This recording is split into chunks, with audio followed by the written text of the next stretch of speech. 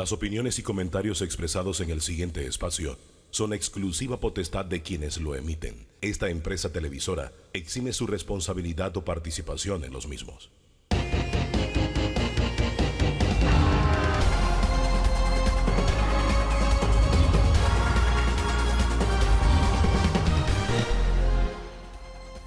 ¿Qué tal? ¿Qué tal? Muy, pero muy buen día. Teníamos algunas fechas de no vernos, ¿no? Aquí estamos otra vez compartiendo este domingo de análisis, de opinión, de información, de primicias, diferentes corrientes de opinión en una agenda que le presentamos de inmediato.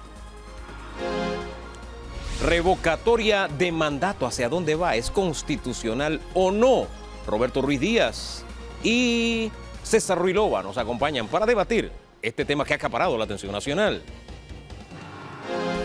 Hablemos de política, el PRD en su laberinto, la renovación del CEN.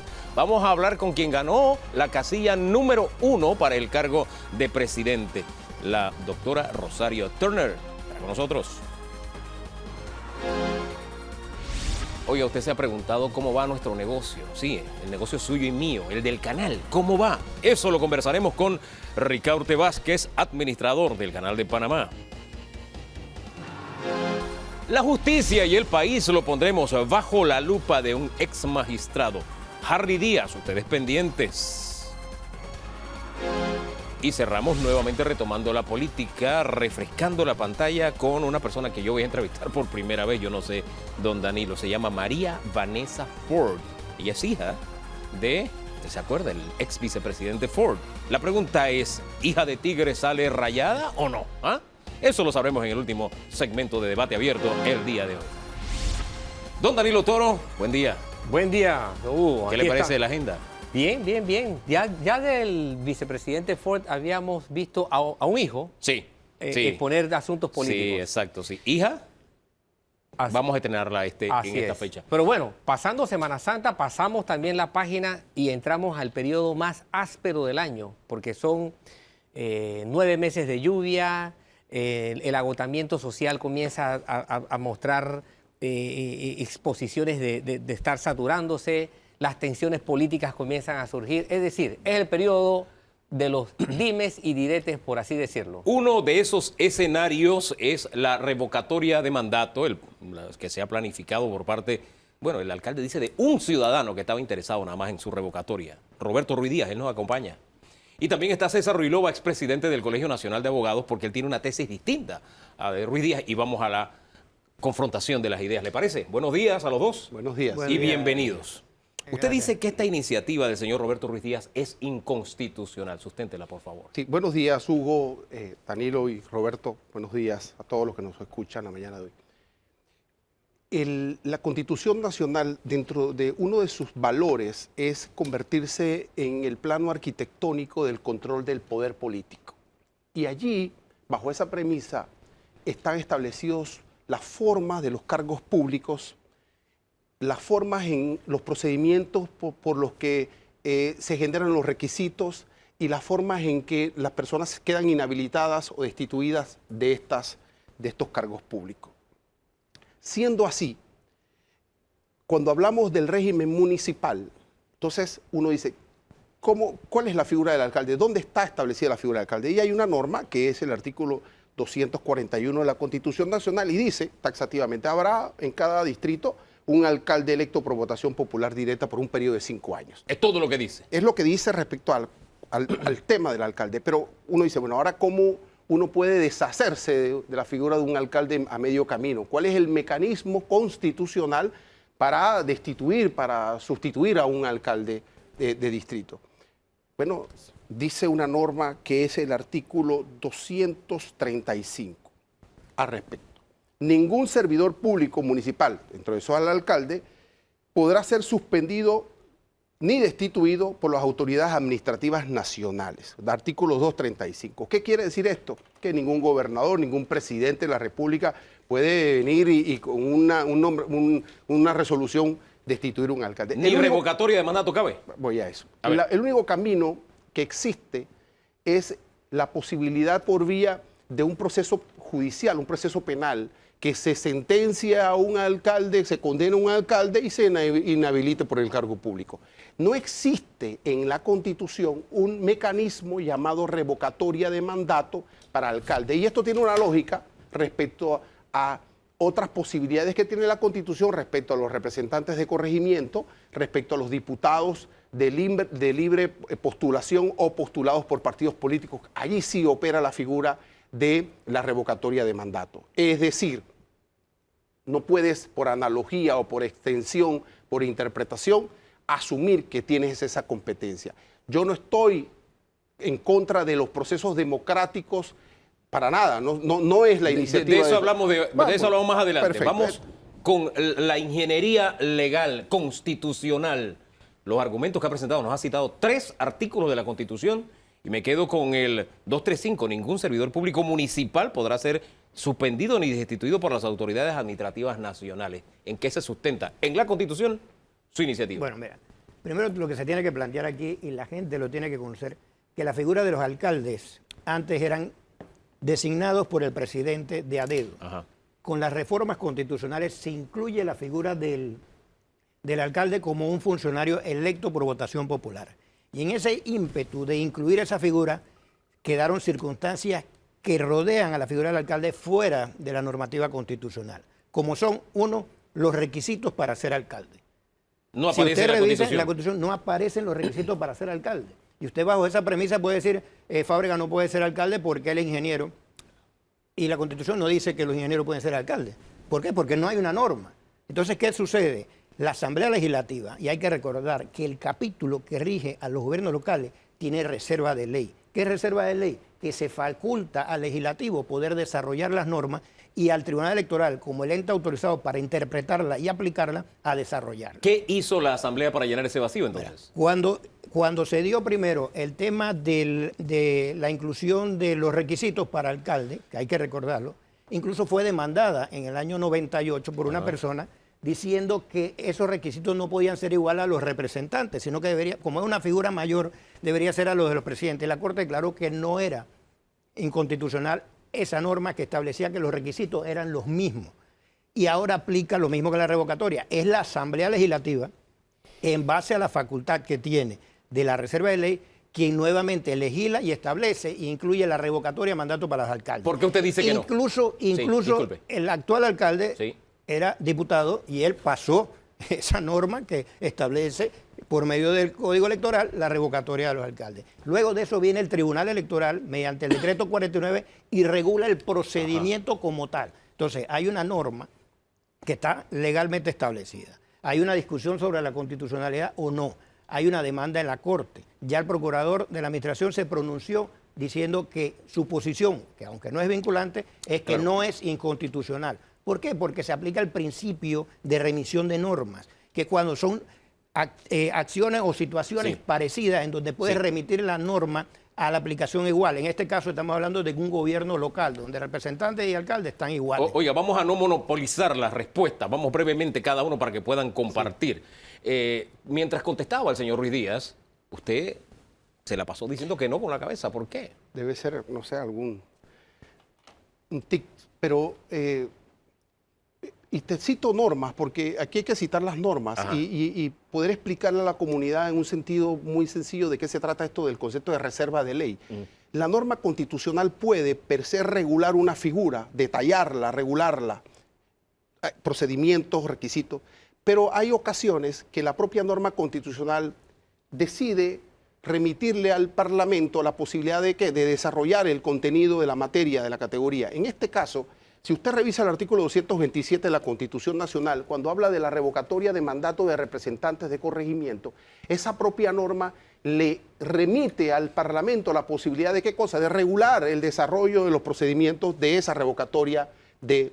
Lo hace igualmente en el artículo 151, cuando habla de la revocatoria de mandato para diputados de libre postulación, pero no lo hace así para el régimen de revocatoria de diputados postulados por partidos Pero políticos. ya él ha dicho que se equiparó por... Pero que usted no puede... Pero no entonces, puede, ¿cómo son los requisitos? Bueno, ¿Y los requisitos para ser alcalde cuáles son? Es que lo que pasa es que si Si tú- la norma constitucional Roberto, no lo contempla, Roberto, ¿de dónde sacas Roberto, tú los requisitos Roberto, para ser alcalde? Lo que pasa es que Lo la sacas de los Constitución, ¿qué es la representantes de Constitución? corregimiento. Roberto, ¿qué es la Constitución? Usted no puede estar asumiendo y haciendo interpretaciones por retazo y diciendo que porque esto no lo dice, no. ¿Qué dice en materia específica Ya hay- sobre revocatoria de mandato de un alcalde?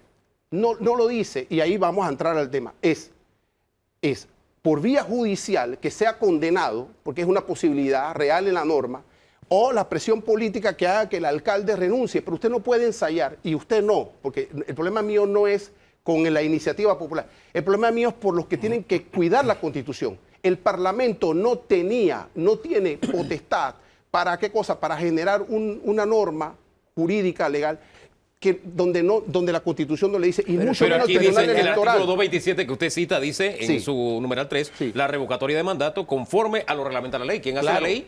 Claro, ¿Los porque diputados? la propia Constitución está avalándole al Parlamento, le está mandando. Eso es lo que dice el señor Ruiz Díaz que se Sí, hizo. pero en materia de representante, búsqueme una norma así respecto al alcalde. Don Roberto Pero Rodríguez. si ya se pronunció la misma Corte Suprema. Pero me estás hablando de otro tema, Roberto, no. me estás hablando de los requisitos, no me estás hablando de Pero la revocatoria de mandato, Porque Roberto. los requisitos tampoco están en la Constitución, es la misma figura. Tú estás hablando y me dices, la revocatoria no está en la Constitución y por ende no se puede aplicar. Los requisitos tampoco están. Roberto, y nos dime fuimos tú, a la si Corte el Tribunal Suprema, Electoral- y si la el- Corte es la que interpreta. Te voy a César. plantear no esto. puede ser Si el tú Tribunal el que interpreta la Electoral con el Constitución. Parlamento se inventan una norma para revocarle el poder al presidente de la República, entonces ¿qué hacemos? Medie usted, don Danilo, por favor. Bien, hacemos? yo veo lo siguiente. Hay tanta materia sobre la cual la Constitución no se expresa explícitamente, pero que toda está regulada por ley, pero muchísima materia. El hecho de que la Constitución no sea taxativa con respecto a un tema, normalmente el Estado, la sociedad, la ciudadanía, lo suple con las leyes. Y al final la Corte Suprema es la que dice dónde está la razón.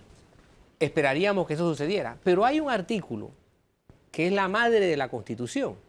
Y ese artículo dice, el poder solo emana. Es una tesis democraticista. Da bien, pero ¿cómo enfrenta usted esa tesis? La tesis, porque es que hay una democracia... Solo emana del pueblo. No, hay una democracia democraticista, demócrata y una tesis constitucional. Usted tiene que estar regido en una democracia constitucional. Decirme que está abierto la interpretación para que el Parlamento haga lo que le da la gana es lo que precisamente estamos haciendo. Mire, no podemos en una cultura constitucional y democrática decir que el Tribunal Electoral extralimitó funciones cuando interpretó el tema del fuero penal electoral respecto al expresidente Ricardo Martinelli, y ahora que se emite un decreto extralimitándose competencias que no le incumbe, que no le da comisión, le damos la espalda a eso. Eso no es cultura constitucional, eso no es democracia. Lo que no está no en el- podemos doblar, no podemos doblar el principio constitucional. No, completamente es lo que ha hecho el equivocado. Tribunal Electoral. El ¿Por qué? Tribunal Electoral Porque extralimitó de funciones. No tiene esas funciones para Roberto. revocar. ¿Quién te dice que no? Si está en el Código La Electoral. Constitución, en el amigo. Código Electoral está. Y si está en la ley y no se ha decretado la inconstitucionalidad, el Tribunal Electoral tiene toda la potestad Vamos a Por un Garantía principio reglamentarlo. de lógica Si tú tienes que elemental. esperar es un fallo de la Corte, ya ese es otro tema. Permítame, que tú permítame tienes que con los esperar. argumentos que ustedes han presentado, por lógica elemental.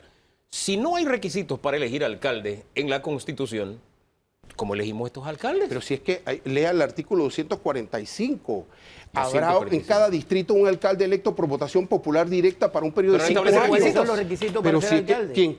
¿Cuáles son los requisitos? Constitución no dice los Sí, requisitos. sí, para diputados está, para representantes está, para presidentes está. Entonces, ¿los alcaldes son qué? Digo, La norma, cada uno tiene sus requisitos. ¿Y por qué? ¿Por qué? Porque fue una dejadez del constituyente en ese momento de establecer los requisitos y establecer la figura revocatoria porque la tenías establecida cuando para los coincidimos que hay una dejadez del representantes y para los- constituyente, y cuando para los coincidimos que hay una diputados. dejadez del constituyente, tenemos que remediar esa dejadez del constituyente. Se ¿A través de qué? remedia De una reforma constituyente. Sí, pero usted pero- no puede suplir la norma constitucional con espacios Pero en si ya- realidad, el César, licenciado la no la Corte- estaría supliendo porque no hay una disposición. Es que si ni- la hubiera, No, es que, no, es que la que es, pero Es que el problema- no queremos ver el paisaje No. completo. Ya la ¿Cuál es el Corte- paisaje completo? Que la Corte ya se Mira. pronunció sobre un tema igual. ¿Qué hizo el Los presidente de la requisitos para ser República? alcalde no ¿Qué hizo estaban el presidente de la establecidos. República Y la Corte al- dijo, al vetar? no es inconstitucional la ley que aprobó que los alcaldes tengan los mismos requisitos que representantes. Y es lo mismo que va a pasar con lo de la revocatoria. No es inconstitucional que se aplique lo mismo, porque forman parte del gobierno local y se le ¿Qué aplica acaba las de mismas ocurrir reglas. con la sanción del veto parcial del presidente de la República respecto a la llamada ley Yanivel? ¿Qué acaba de pasar? Acaba de pasar que la Asamblea Nacional se inventó unas causales de eximiente responsabilidad en contra de la Constitución. Se las inventó y se las presentó al presidente de la República y acaba de sancionarla. Eso es custodia constitucional. Porque si permitimos que la Asamblea, que el Tribunal o cualquier otro haga lo que le da la gana con la Constitución, apaga y vámonos. Pero Eso es lo que acaba de... es pero digo, completamente ¿quién diferente. cuida la integridad Es constitucional? ¿Y qué es completamente la diferente, Constitución? César. La Constitución no Por- era un espacio para suplirla. Porque la Constitución Es para reformarla, en el tema para de los derogarla o partidos para crearla, políticos, pero no para suplir. en el A tema de menos los que ella partidos misma políticos, te César, diga que te da derecho a suplirla. César, Y eso en no el lo tema dice de los partidos respecto políticos, a la la revocatoria de mandato del Constitución lo alcalde. tiene establecido allí.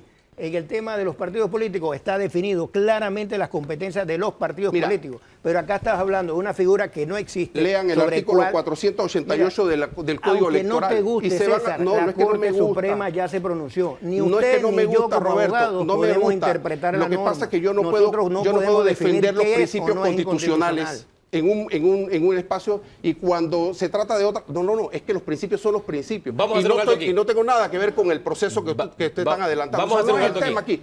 Es Vamos el a hacer un alto. Parlamento y el Tribunal Electoral que se desbordan en las competencias. Le doy 30 segundos a los dos, no solamente para que emitan concepto respecto al procedimiento, que es lo que hemos debatido esta mañana, sino también para que hablemos un poquito de lo que ha pasado en estos primeros días y el futuro que le ven a este proceso que arrancó de revocatoria de mandato. Comencemos con usted, señor Rilova. Mira, 30 segundos. Cualquier vestigio de democracia directa, de participación ciudadana, es positivo, es sumamente positivo, por supuesto que sí. Pero no podemos desarrollarnos culturalmente, como país, institucionalmente, si violentamos la Constitución. Y no es este proceso de la gente que participa, sino el Parlamento y el Tribunal Electoral. Se está convirtiendo en un deporte olímpico el Tribunal Electoral, traspasar competencias que no le incumben. Don Roberto Y eso Ruiz es Díaz. peligroso para el país. Mira, aquí lo importante es que al ciudadano se le ha dado la potestad y el derecho de exigirle a sus autoridades electas la rendición de cuentas. Y esto se ha comprobado que solo en los primeros días la constante era arriba de 4.000 personas, con todos los problemas que tuvimos con el Tribunal Electoral, que la plataforma se cayó, que colapsó, que incluso algunos sectores no tenían acceso a dónde llegar. Y eso ha permitido Cuando que el la ciudadano Corte entienda declare que la ellos tienen el inconstitucionalidad de poder. este procedimiento, hagamos un debate y vea el Y desencanto cuando llegará- que va a ocurrir. Mira, cuando no la declare, yo te voy a invitar a un café. Llegará ese momento, el tema está en manos de la Corte decidirá que al final es quien dirime quién tiene la razón o la interpretación constitucional está en sus manos. Vamos a hacer un giro, gracias a los dos por haber estado esta mañana aquí abriendo el debate abierto dominical. ¿Sí? o sea que la Corte no vaya a decidirlo después que acabe el periodo. No, Es que, Oiga, es que no hay sí, efecto lo va a retroactivo hacer antes. tampoco. No hay un efecto retroactivo. No, pero- Así que la gente está de que, mira, es como el tema de Martinelli. Los abogados de Martinelli son los mismos abogados de Fábrega. Y para un lado le dicen, no es una tercera instancia el Pleno, no hay efecto retroactivo y no suspende. Pero entonces para Fábrega sí hay efecto Esto da retroactivo, para más, sí pero se suspende. nos acabó el tiempo, señores. Muchísimas gracias. Vamos a hacer un alto. En segundos regresamos porque el PRD se activó esta semana las postulaciones para los diferentes cargos. Hay quienes esperaban fueran postulados, no fueron postulados. Y de pronto aparecieron figuras como la doctora Turner. Con ella vamos a conversar en segundos nada más de este proceso y otros temitas políticos. En segundos nada más.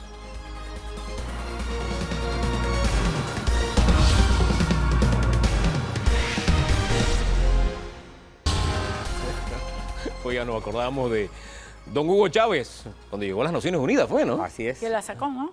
No, él llegó y dijo, aquí huele a azufre. Es que había hablado el expresidente Bush. Ah, aquí huele a pólvora verbal todavía. ¿Y qué fue lo que dijo cuando fue el rey de España? Ah, no, eso es otra cosa. Ese fue. ¿Cómo fue? Cállate. Eso fue un Eso fue tremendo. Pero en fin, Eso fue- dejemos las referencias históricas, vamos al momento actual, porque usted es la número 1, se ganó esa casilla en el sorteo, como candidata a la presidencia del Partido Revolucionario Democrático. Inicie usted, don Danilo Toro. Doctora Turner, usted se convirtió en actora política de primer plano por partida doble. Primero porque le tocó recibir una pandemia que el mundo no estaba preparado para recibir. Y ahora le toca recibir una situación política en su partido que tampoco pareciera ser que el partido estaba preparado para recibir. Usted como que está hecha para momentos de gran sorpresa política. O de urgencia, es doctora, ¿no? O de urgencia. Va a tener que hacer más uso de sus facultades profesionales que de las argucias políticas. Doctora, el escenario político que se ha planteado el PRD ha hecho que yo, o sea, criterio mío, subrayo, identifique 3 grandes bloques dentro del PRD. El bloque gubernamental, el bloque parlamentario con todas sus pinceladas y características, y un bloque que yo le voy a poner el nombre de la ortodoxia, o del fundamentalismo, o si no del fundamentalismo, por lo menos de la ortodoxia, ¿no? Un bloque más ligado a la cultura política tradicional del PRD. ¿Usted se acomoda a uno de esos bloques o se pone por fuera de estas posiciones políticas que se han logrado percibir en la actual circunstancia? Bueno, nuestro partido es un partido pluralista, es un partido en donde existen diversas corrientes. Yo soy muy creyente que no hay un liderazgo que uno se deba definir exclusivamente. Los liderazgos deben ser definidos de acuerdo a las circunstancias y a los contextos. Y definitivamente el contexto actual nos lleva a recuperar toda la dignidad del partido desde una perspectiva de principios, de fundamentos, de programas, y ahí siempre voy a estar. Así que no podría definir mi liderazgo en una palabra de un sector, sino en base a lo que son los objetivos de país, los objetivos del partido. Pero llegó de la mano del señor Pedro Miguel González al día de su postulación. Quiere decir que usted está, digamos, con la ortodoxia, que creo que a ese grupo que usted se refiere con la ortodoxia, ¿no? Así es. Bueno, Pedro Miguel González es un líder del partido reconocido. En este momento estamos formando parte de una propuesta muy dirigida a retomar ese contexto de un partido de militancia, un partido que coloque a los líderes naturales en el lugar que le corresponde, en el centro del actuar, y sobre todo darle la oportunidad que en este momento tan crucial del partido tomen una decisión de lo que es más conveniente para nuestro partido, pero siempre con esa conectividad que debemos que tener con la sociedad. Ahora bien, yo le he escuchado decir varias veces que en política 2 más 2 no es 4. Pero aquí hay 4.200 delegados que responden a más o menos esas 3 corrientes. Y hay que buscar los votos. ¿Con cuántos delegados cuenta usted votos? O si esas corrientes han acercado a decirle, tú eres Rosario. Bueno, yo me siento muy optimista. El optimista se basa esa situación en base a las llamadas telefónicas que estoy recibiendo y los mensajes que recibo de los delegados. Estamos iniciando un proceso de acercamiento en el territorio. El hecho de que yo no sea una persona que esté comenzando una carrera política me da una ventaja porque ya yo estoy en el comité ejecutivo, me he proyectado como una mujer de compromiso, de militancia. Hablar de números ahora sería una situación muy prematura, pero realmente estoy convencida de que no solamente estoy preparada para dirigir el partido, sino que voy a salir victoriosa de este reto muy enorme que tenemos las mujeres. ¿Cuántos delegados le han llamado, pues? En este momento podría decirte que una cifra significativa. Los estrategas nunca presentamos nuestras ventajas, pero sí quiero decirte que me ha llamado sobremanera el que, aunque estábamos en un tema de veda, que todavía no podemos hacer francamente un proselitismo, el acercamiento de líderes comunitarios y sobre todo de líderes que se ven con una preocupación del rumbo del partido, nos vean calificados para poder dirigir el partido. Vamos a moverlo de otra manera, para ver si salimos de este atolladero en que nos dice, pero no nos dice. ¿Se han acercado a ustedes miembros de esa facción presidencialista, de la facción legislativa, en fin, de qué facción se han acercado a ustedes diciéndole, cuentas con mi voto? Bueno, yo le puedo decir que en este momento nosotros tenemos muy buena comunicación con el Ejecutivo. De hecho, nosotros concordamos en que este partido tiene que salir de un tema crítico la credibilidad, la conexión con la sociedad es fundamental y sobre todo el seguir desarrollando políticas públicas que beneficien a la población. Te puedo decir en pocas palabras que he recibido sorprendentemente el apoyo de los tres sectores. Oiga, yo puse al legislativo allí, pero usted combate el cuarto de la casilla, en las casillas a presidente es Benicio Robinson. ¿Sí? Tiene un capital político, bueno, que lo ha mantenido, es el más longevo en la Asamblea, ¿no? Me parece, si la memoria no me es infiel. Y bueno, él tiene una expertise política que todos conocemos. ¿Se le pone cuesta arriba con Benicio Robinson la presidencia? Bueno, no es un reto, es un compañero con un liderazgo comprobado. Sin embargo, llega un momento en que los liderazgos tienen que ser renovados en base a los resultados. Yo creo que la oportunidad que tienen los líderes de nuestro partido es no solamente ver el liderazgo tradicional, sino que puede una candidatura de un presidente de un partido dar la oportunidad que nosotros sigamos siendo una muy buena opción para el 2024. Y tengo las cualidades para poder desempeñar el cargo. Usted habla de renovación, de recuperación, pero usted forma parte del CEN. Es decir, lo que hoy es el PRD, bueno, usted forma parte del CEN y hay 6 que buscan la reelección. ¿Cómo lograr una renovación o una recuperación con las mismas figuras? Porque usted forma parte del CEN actualmente. El Comité Ejecutivo Nacional se basa en las disposiciones que el Congreso establece y el Congreso quien nos da las direcciones de la política que nosotros debemos ejercer.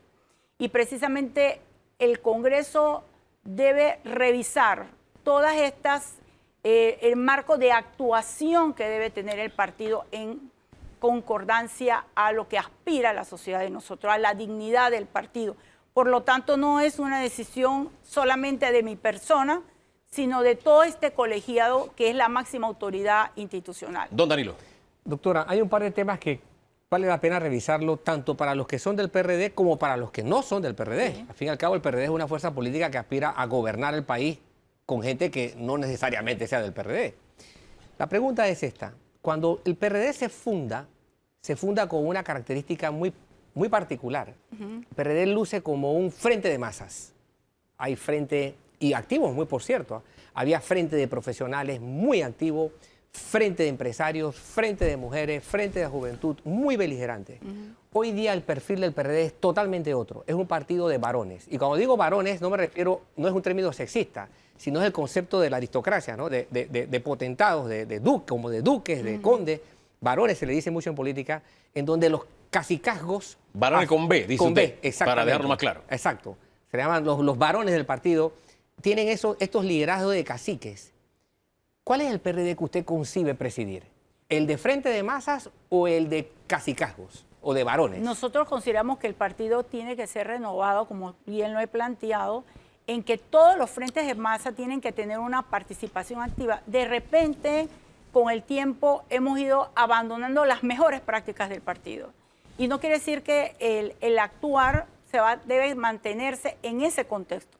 El contexto definitivamente es darle ese activismo de cada uno de los actores dentro de las comunidades y los frentes de masa, su accionar, las secretarías tienen que hacer ese rol. Y entonces tenemos que romper con un paradigma de precisamente los varones y ese cacicazgo que podríamos decir hay en las regiones, no permite la expresión genuina de los verdaderos líderes que hay en cada uno de los territorios. Y es la base quien debe definir hacia dónde debe dirigirse el camino del partido. Eso implica que el PRD tendría que cambiar de perfil, porque don Pedro Miguel González decía, este es un partido clientelar y de campañas políticas, solamente es un partido electoral, que en eso se ha convertido el PRD. En efecto, ese es el paradigma que tenemos que romper y en esa línea es fundamental que todos los miembros del partido tengamos esa revolución y cambio de chip, de lo que más nos conviene como un partido democrático, como un partido de justicia social. El clientelismo no puede ser el virus que prevalezca en el actuar de los miembros del partido. Me quedo con esa frase. Y una pregunta. ¿Siente usted que en el PRD hay conciencia de los riesgos del PRD? Se lo pregunto por lo siguiente, y lo voy a citar con nombre y lugar de referencia. En México, el Partido Revolucionario Institucional, el PRI, un partido asentado, enfrentó unas serie de riesgos que lo pulverizaron. Existe todavía, pero existe una sombra perforada por toda clase de problemas que se llama PRI.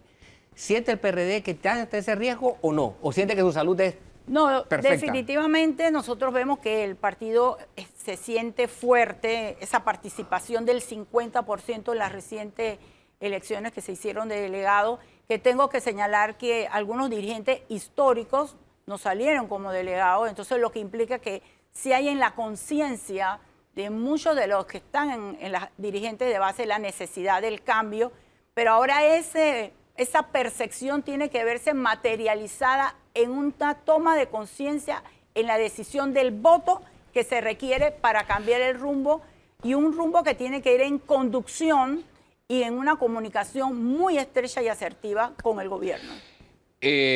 Doctora, a propósito de esa conducción con el gobierno, usted fue ministra de Salud. Perfecto. Me dice que los acercamientos que se le han hecho ahora para la elección vienen del ala presidencialista. Te hablé desde las tres sectores, sí, no pero un dijo que sector sí, usted dijo de las tres, pero que principalmente de esa, ¿no? Primero, podríamos decir entonces que usted sería la ungida, primero, y segundo, quiero ir a la parte humana. Quienes la sacaron de ministra la están buscando ahora para que sea presidenta. Bueno, realmente yo no estoy corriendo como ungida. Yo estoy corriendo por principios, estoy corriendo por mis creencias, y si voy a tener apoyo de los tres sectores, me siento que eso es una forma de poder llegar a la meta. El secreto mejor guardado es la causa por la que usted salió, porque la excusa que se nos dio o el argumento que se nos dio era su cansancio. Hombre, yo estoy cansado, oye, domingo y estoy cansado, por ponerle un ejemplo, ¿no? Claro, su carga era tremenda, no es comparable, pero aquí entre nosotros, doctora, ¿cuál fue la verdadera razón por la que la sacaron de la jefatura del Ministerio de Salud? Bueno, yo tendría que decirte que, en primer lugar, ya este es un tema del pasado, lo he contestado en entrevistas previas y tengo una decisión de hablar de un tema que para mí ya es periódico ayer, pero sí voy a concluir en algo. Los presidentes y en nuestro país tienen la facultad de decidir con quién trabajan en equipo, y yo soy respetuosa de eso. Sin embargo, a los líderes no nos gusta ser reemplazados, y la decisión pudo haber sido por múltiples factores, pudiera ser un tema de percepción, pero el presidente es conciliador y yo creo que la gente puede evaluar sus decisiones, y por lo tanto, desde esa perspectiva, y siendo yo una líder muy resiliente, siempre voy a estar en los lugares en donde se requiera buscar el bien superior de la gente, y tengo la capacidad de poder buscar acercamientos con todo Doctora, lo que signifique mejorar el país. Evidentemente esa respuesta que usted acaba de dar es la que he escuchado antes, ¿no? Que los presidentes deciden, su equipo, qué sé yo, que usted lo respeta. Yo la he escuchado. Pero yo sigo creyendo que tiene que haber alguna razón poderosa, porque había una concepción en ese momento de... Mire, es más, yo se lo decía antes de la entrevista, si la elección no fuera solamente con miembros del PRD, sino con miembros fuera del PRD, usted sería presidenta. No habría competencia. Hay que aceptar que usted tiene un buen perfil fuera del partido por el trabajo que hizo. Y en su mejor momento sale. Es más, usted estaba en una comisión de la Asamblea y allá recibe la notificación. Fue una situación un poco extraña. Y hay adicionalmente algunos ingredientes. La información que ha de alguna forma trascendido es que usted le negó la entrada al país a los dos hijos del expresidente Martinelli. ¿Hay alguna relación entre lo uno y lo otro? Bueno, yo lo que puedo decir al respecto es que yo recibí esa solicitud fue evaluada, yo siempre me tomo mis tiempos para hacer las evaluaciones y mis tomas de decisiones. Llegada la documentación, le pedí a los abogados que evaluaran el tema porque no quería dar una aprobación de algo que se utilizara la figura de humanista, sí, un viaje humanista, y sí, se estuviera de alguna manera incumpliendo con algún aspecto legal que ellos tuvieran de compromiso. Y en ese tiempo en que se estuvo en el análisis coincidió con mi salida del cargo, pero yo no podía de ninguna manera referirme que eso estuviera vinculado. Yo creo que el presidente ha hablado bastante del tema, sí, y él dijo que él sentía que había que hacer un relevo y bueno, esa era su potestad. Para hacer memoria, solamente como una ayuda a memoria, el 22 de junio del 2020, Luis Enrique Martinelli consignó 2 fianzas para evitar ser detenido. El 23 de junio, familiares enviaron la solicitud de aterrizaje a Rosario Turner, entonces ministra de Educación, de Salud. El 23 de junio, el abogado Luis Eduardo Camacho solicita ante Cancillería permiso de ingreso para Luis Enrique Martinelli. El 24 de junio, Rosario Turner se separa de su cargo como ministra y en ese momento usted rechazó ese ingreso. A uno le queda como el tufillo de que no fue casualidad. Bueno, realmente ese tema podría señalarte que es un tema que pudiera ser visto desde la perspectiva política, pero yo lo que te puedo decir que lo importante es que se tomó la decisión que en su momento se requería por mi parte. Yo puedo hablar de mis actuaciones y posteriormente se analizó que no se estaba incumpliendo con ninguna normativa, le corresponde a los que tomaron la decisión poder señalar por qué fue la toma de decisión. Sí, porque ahí falta ese otro pedazo de rompecabezas. Quienes la suceden en el cargo, entonces sí le dan el visto bueno, pero tenemos el recorrido también de los muchachos, solamente como para refrescar la memoria, señor productor. Ellos venían, pasan a Bahamas, bajan hacia Panamá y fíjese cómo se desvía la línea roja hacia Costa Rica, un periplo duro y doloroso poniéndonos en sus zapatos, porque el ingreso no se les permite, tienen que pasar a Costa Rica, después a El Salvador, después a Guatemala, y ustedes saben la historia de lo que pasa después de Guatemala. Esto es solamente como un momento histórico de recordación. La persona que marcó ese quiebre fue la doctora Turner, don Danilo Toro. ¿A usted le queda alguna interrogante sobre el tema? ¿Usted establece relación entre lo uno o lo otro o no? ¿Cómo lo ve usted? No necesariamente. Hay una serie de factores que hay que tener presente, porque hay un poder internacional que no estamos poniendo sobre la mesa, que ha estado interesado en que esa curva se diera también, y ese poder es... ¿Los Estados Unidos tuvo alguna participación en esto?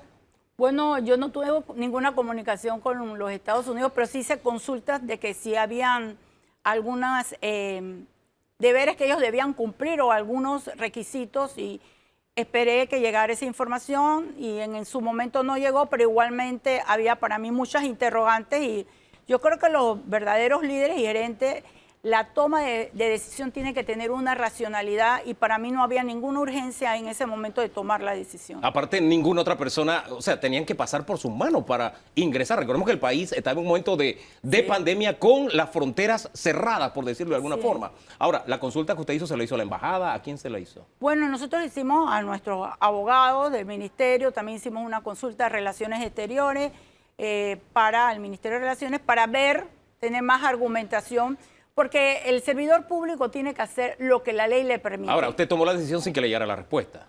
Bueno, yo tomé la decisión de detener ese vuelo hasta tanto tuviera los elementos necesarios que me permitieran tener la confianza suficiente para tomar la decisión correcta. Ahora, fue un momento de quiebre. Usted sabe la historia dolorosa, cómo ha transcurrido. En este momento usted mira hacia atrás y usted dice, chuleta, le compliqué la vida a estos muchachos. Debía actuar de otra manera. O, ¿sabes qué? Yo me mantengo en lo que hice. Fue lo correcto. ¿Cuál de las dos? Bueno, definitivamente yo me mantengo en la decisión que tomé, porque la historia nos está demostrando de que de alguna manera todo mundo tiene que cumplir con transparencia en su actuar y tiene que rendir ante sus actos. Y entonces me siento convencida de que se cumplió lo que se tenía que hacer desde el punto de vista de una servidora pública. ¿La solicitud le llegó vía Presidencia de la República? ¿Quién le solicitó a usted? No, los familiares y sus abogados acudieron al Ministerio de Salud a hacer la petición. ¿No hubo ninguna autoridad que dijera,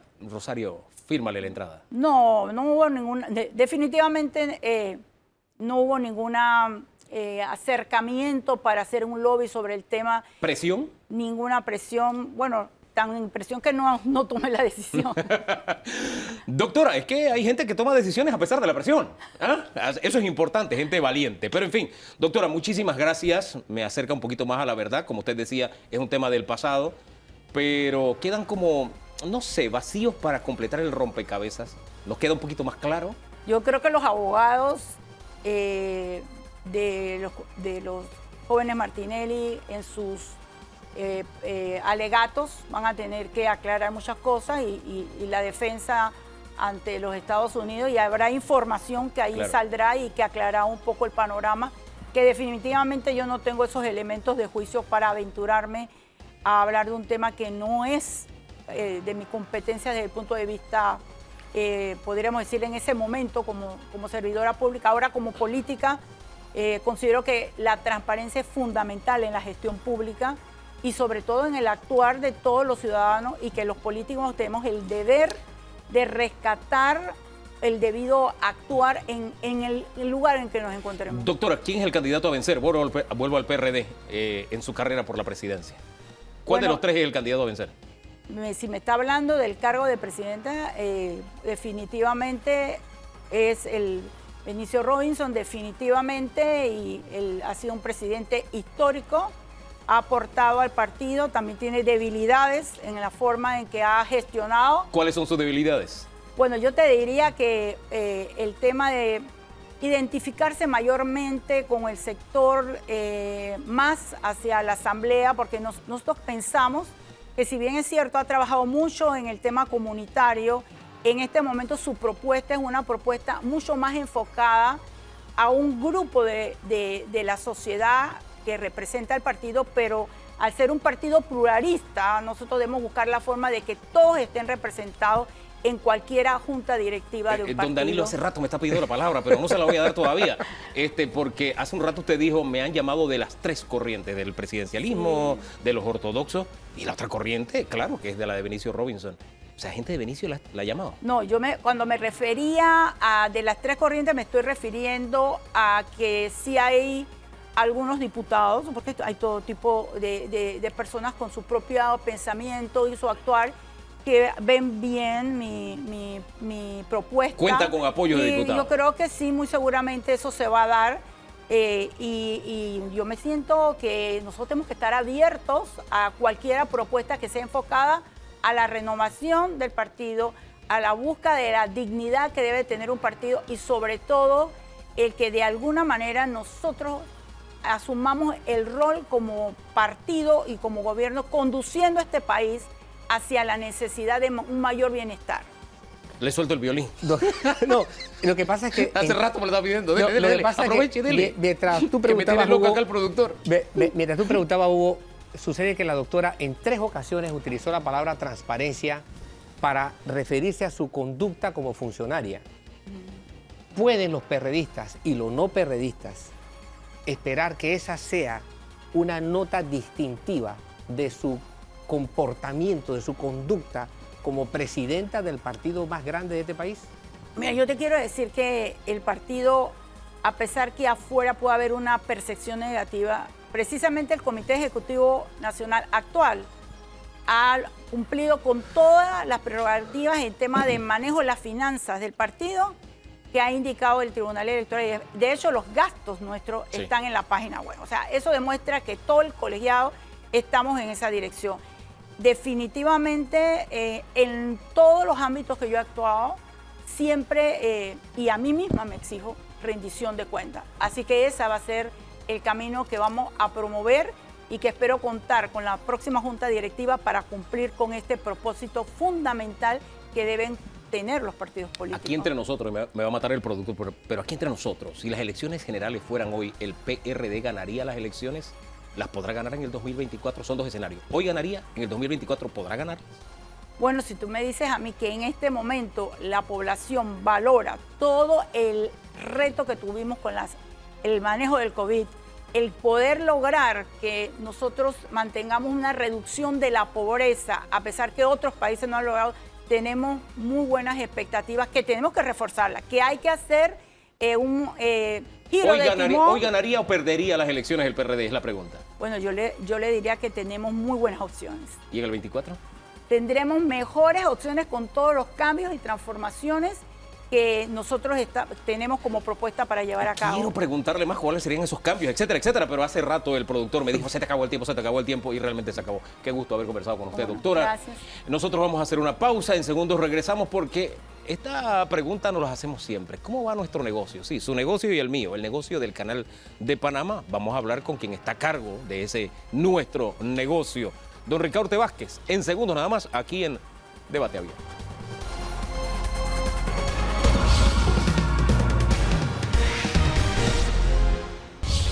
Ese es el detalle. Don Ricardo Vázquez está con nosotros, estamos de vuelta aquí en Debate Abierto. Él es el administrador del Canal de Panamá. Bienvenido. Muchas gracias. Oiga, sacaba cuenta aquí con ustedes que hace más o menos un año fue la primera entrevista presencial, pero fue allá en el canal de Panamá. Fue en el canal de Panamá. Exacto. Primera vez que está en un estudio ahora presencial. La primera vez también. Y seguimos, bueno, primeras veces y primeras veces. Y guardando, y yo insisto en ese tema, el distanciamiento, el cuidarnos, porque esto no se ha terminado. Tenemos que seguir en esa ruta. Sí. Oiga, pero ya estamos a tiempo de hacer un balance. Estos 2 años, ¿qué impacto han tenido? 2 años de pandemia, ¿qué impacto han tenido en nuestro negocio del canal? Bueno, en el negocio del canal y especialmente para el personal del canal, ha sido un ejercicio muy difícil. Primero porque parte de la operación tuvo que hacerse remota, que era una práctica que no se tenía en el canal de Panamá. Hubo que tomar una disciplina sanitaria que no existía tampoco en el canal de Panamá como a un nivel como el que se presenta en una pandemia. Se desplegaron todos los recursos que fueran necesarios porque la primera obligación que tenía la administración era proteger a su gente. Y eso se ha logrado. Lamentablemente, sí, hemos tenido de nuestra fuerza laboral más de 3.000 contagios, lamentablemente 25 pérdidas, pero ha sido un trabajo muy difícil. Se mantuvo la operación continua en todo momento. Y eso ha sido un reto importantísimo en múltiples sentidos, no solo en el hecho de que efectivamente el canal se mantuvo abierto, sino la contribución de todos los que trabajamos en el canal para cumplir con esta responsabilidad del manejo continuo, permanente del canal. Y tercero, que la importancia que tiene para la economía panameña esta fuente importante de recursos. Entonces, eso se cumplió y se cumplió a cabalidad. Tomemos ese último aspecto, bien por comenzar por la parte humana, que es lo más importante cuando uno habla de este tema. Pero vamos al impacto económico. El negocio se vio afectado porque el comercio mundial cambió. Se vio afectado para bien, para mal. ¿Qué ha pasado? El impacto más significativo de la pandemia ocurre en los meses de mayo, junio y algo de julio del año 2020, donde tuvimos por primera vez menos de 1.000 tránsitos por mes. Entonces el volumen se contrajo, pero venía de un primer semestre que había sido muy fuerte, muy robusto. Así es que para los efectos del año completo, el año fiscal, los resultados fueron favorables, inclusive mejor de lo presupuestado, porque efectivamente los primeros 6 meses, hasta abril, el canal había mostrado una conducta superior a la que habíamos planeado. ¿El escenario hoy es mejor que el prepandemia? ¿Ya nos hemos recuperado? El año pasado, en el año fiscal que cerró el 30 de septiembre del año pasado, del 21, nosotros marcamos por primera vez por encima de 500 millones de toneladas canal, alcanzando 516 millones de toneladas del canal. Y eso permitió hacer una contribución que excedió los 2.000 millones de balboas al Tesoro Nacional, tanto en utilidades, que fueron un poquito menos de 1.500, 1.480 y tantos millones, y la diferencia fue pagos por tonelaje, que con 516 millones de toneladas, ese nivel de ingreso aumentó también para el Estado. Y nosotros seguimos trabajando en mantener nuestro programa de inversiones, que es crítico para garantizar la calidad de servicio y la continuidad del mismo. Ahora, otro elemento que hay en el mapa mundial es la invasión rusa a Ucrania. ¿Esto qué impacto también ha tenido en el negocio? Uno de los segmentos más importantes para el Canal de Panamá es el comercio de gas natural licuado. Recordemos que ese era un producto que no transitaba por el Canal de Panamá y aparece después de 2010-2011, cuando la tecnología permite la fabricación en Estados Unidos y la obtención de gas natural licuado, poder tener ese comercio.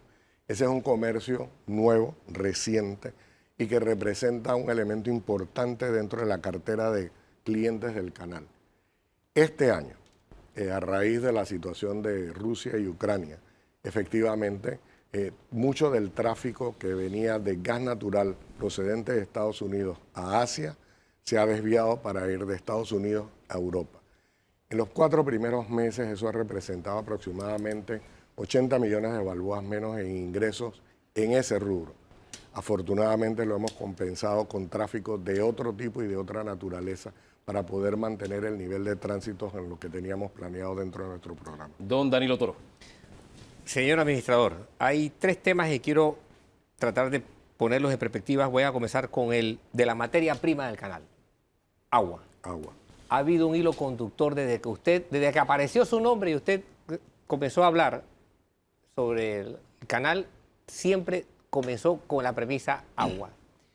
La gran pregunta es, tenemos un canal que demanda una enorme cantidad, la inmensa mayoría del agua que está represada para las actividades del canal, se va en las actividades del canal, pero por constitución su agencia, su autoridad, la autoridad del Canal de Panamá, también tiene que preocuparse porque el agua esté al servicio de los panameños como líquido que se consume.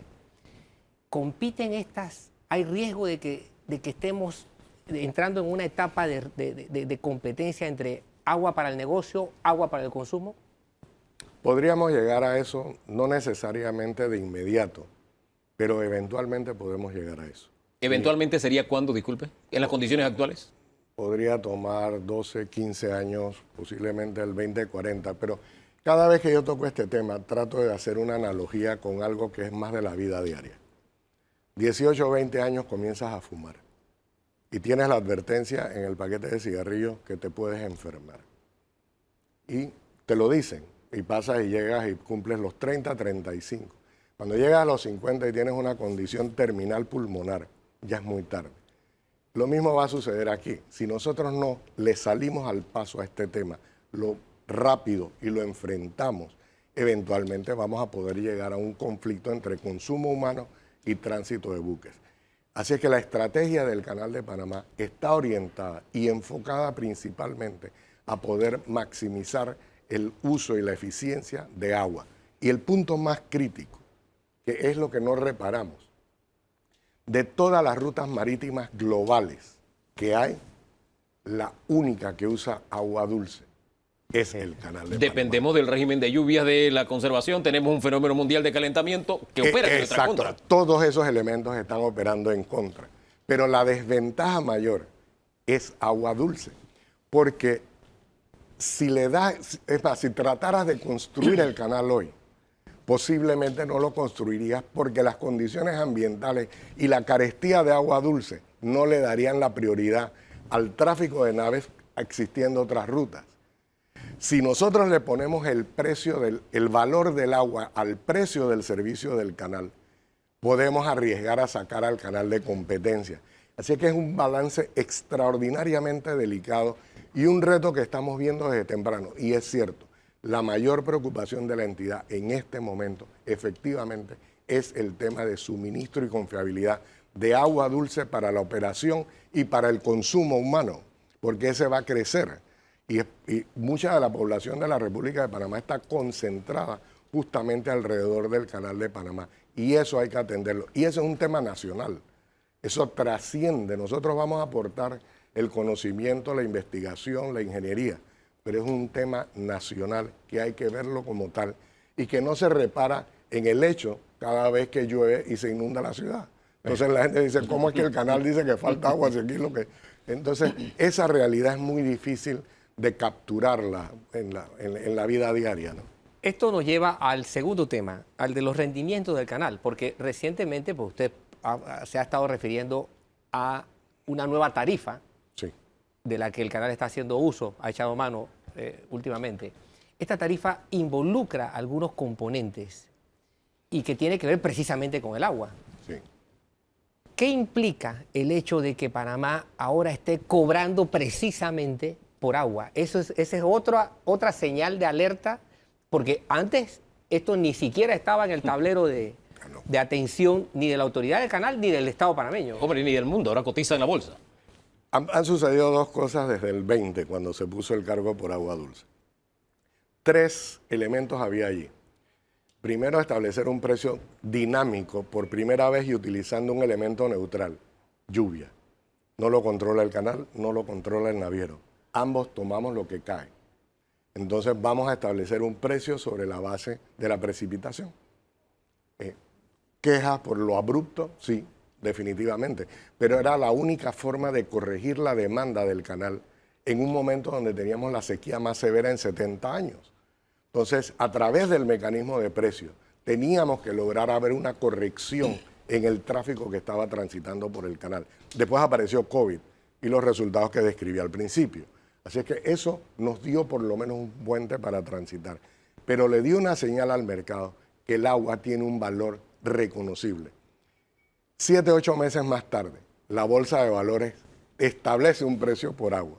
Y efectivamente, mucho del trabajo previo que había hecho el Canal de Panamá compagina con el precio que aparece en California del agua.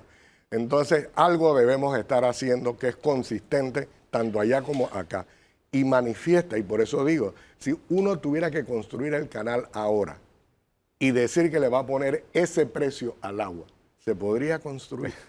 Bueno, hay tantas cosas que no podríamos hacer respecto al canal hoy, con las normas que hay hoy y el cuidado especial que debemos tener hoy, que sería imposible construirlo. Ahora, el punto es el siguiente.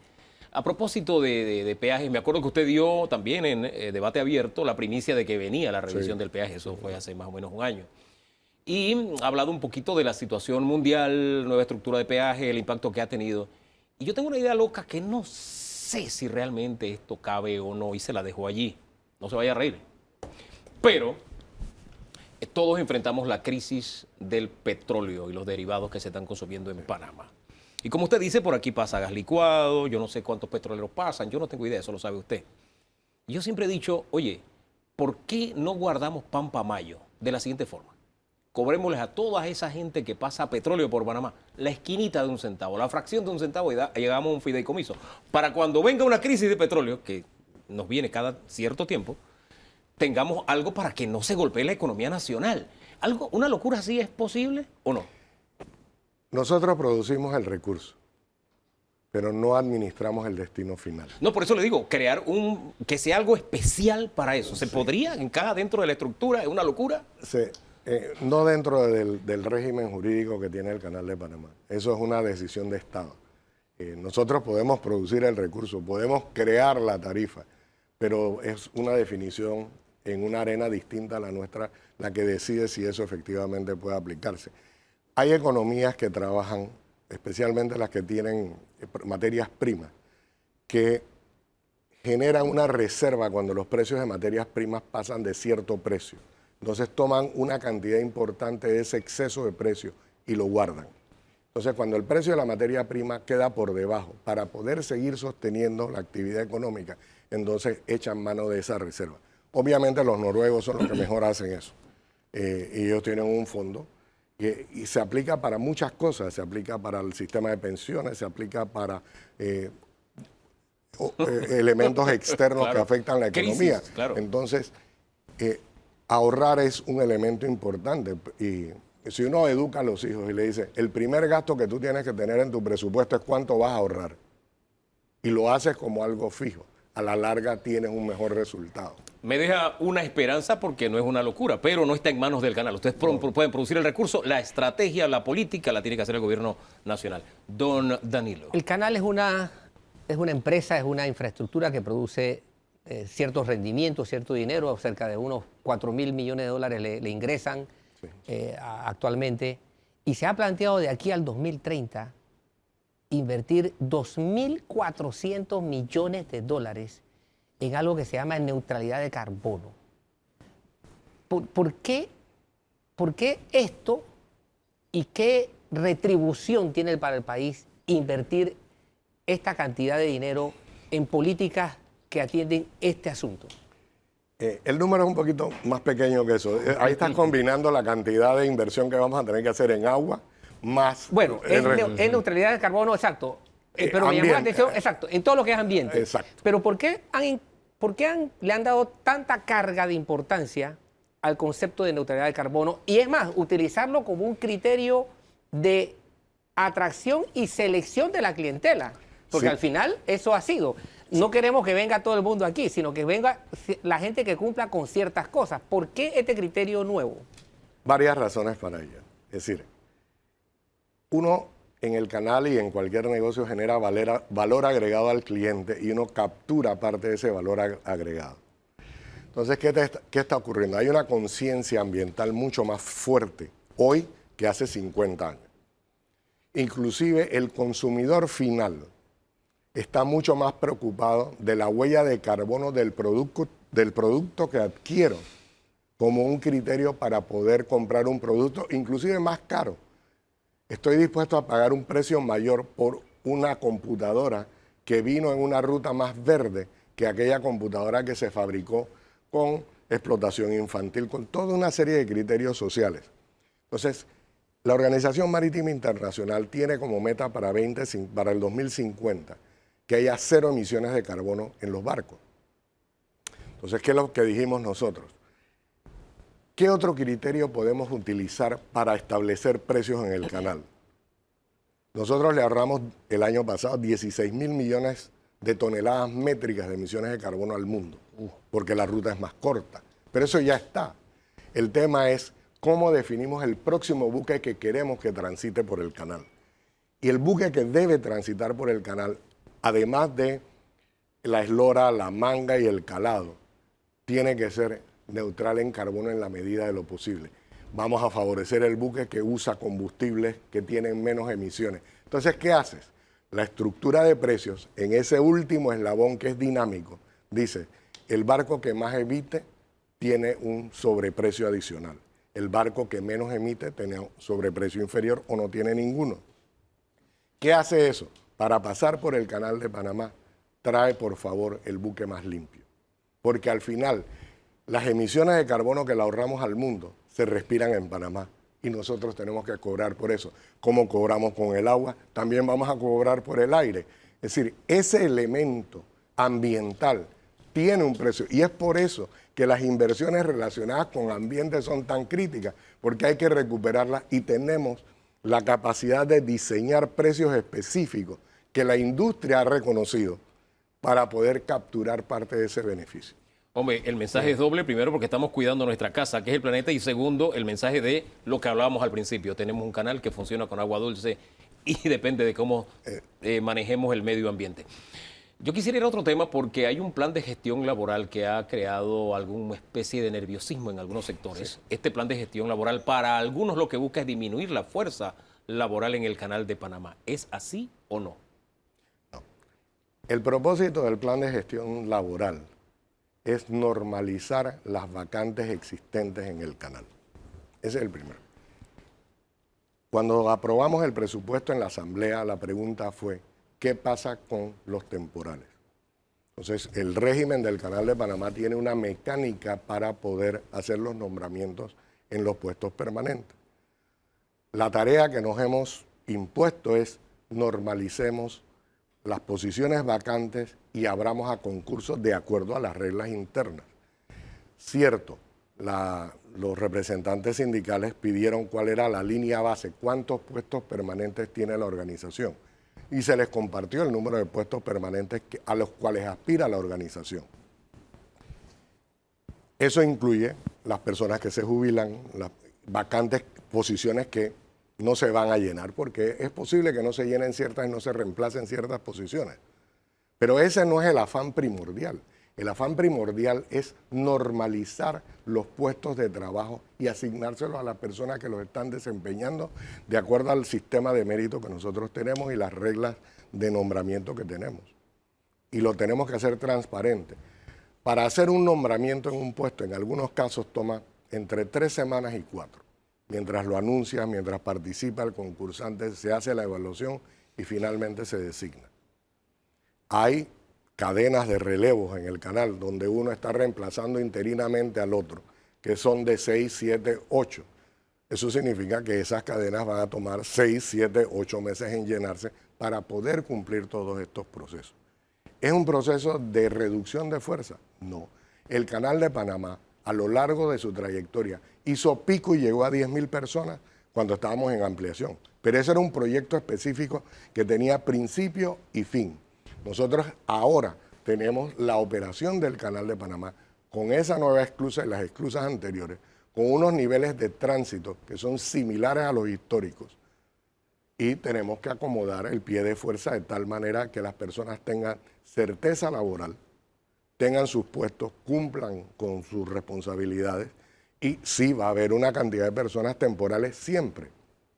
Esas personas temporales dependen de 2 cosas esencialmente.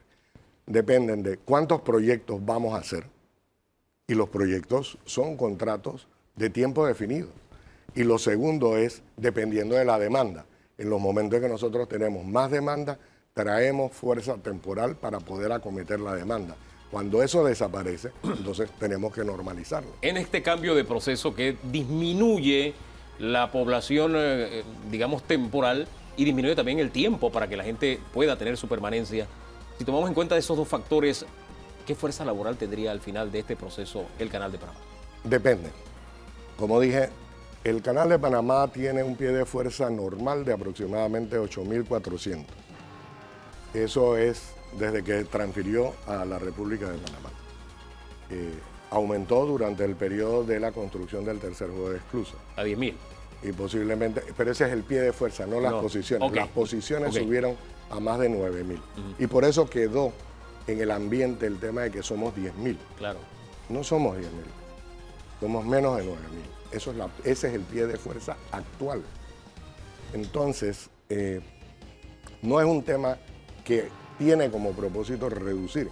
En el Canal de Panamá, el recurso que se necesite para cumplir la tarea que hay que cumplir se va a llenar, permanente o temporal. No habrá sobrecarga entonces de función. Entonces, lo que quiere es hacer una oficina eficiente, claro, y ese es el mandato constitucional. Claro. Entonces, claro, si la expectativa de ciertos grupos era el nombramiento de 10.000 personas o la conversión automática de todos los temporales, ese no es el plan. Lo digo con la mayor transparencia y la mayor claridad. El plan es normalizar las vacantes permanentes, mantener el pie de fuerza temporal que sea necesario para los proyectos y atender la demanda, y seguir continuando con la formación de capital humano para atender la demanda del canal a más largo plazo. Dejemos la cosa hasta ahí por ahora, se nos venció el tiempo. Gracias por haber estado hoy y privilegiar a Debate Abierto con su presencia en estudio. Primera vez, gracias por ese detalle. Gracias por la invitación. Nosotros vamos a una pausa, en segundos regresamos porque tenemos una visión de la justicia y del país a cargo de un ex magistrado. Es Harry Díaz, ya está con nosotros. En segundos habla con ustedes.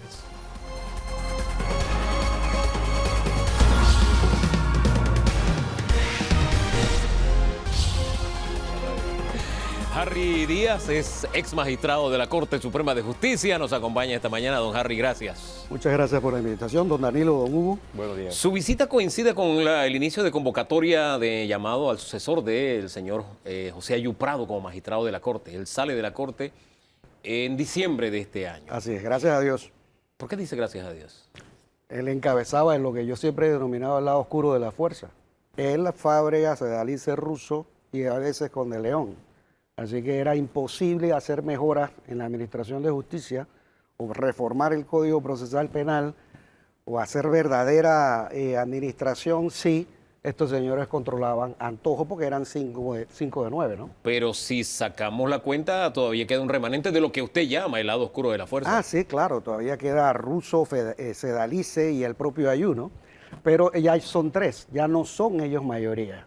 Y ya sé que hay 2, Russo y Sedalice, que están buscando cómo plegarse ahora a la nueva corriente, porque no es fácil tener que estar en minoría, estar luchando siempre contra una maldad empotrada como la tenía Ayu Prado y Fábregas, que con mucho gusto entramos en este detalle. Pero entre en esos detalles, por bien, favor. Lo que pasa, inicialmente cuando me llamaste me preguntaste, a ver, ¿hay una diferencia? Por supuesto que hay una diferencia. Digo, en la Administración de Justicia, o sea, ahora claro, que tenemos una presidenta distinta, que claro, entra los magistrados, esa fue la pregunta. Exacto, y eso tienes todo el punto válido de hacerla. ¿Por qué? Porque sencillamente María Eugenia López, la magistrada de presidenta actual, es una fervente creyente de la carrera judicial. La trabajó junto con Anacita Rowe, con Katia Bedoya, Katia Di Bello, Magali Castillo, Marta Luna, un grupo de gente que siempre se empeñó y se dedicó a probar esta carrera judicial. ¿Por qué? Miren, yo les pongo a veces el ejemplo a las personas.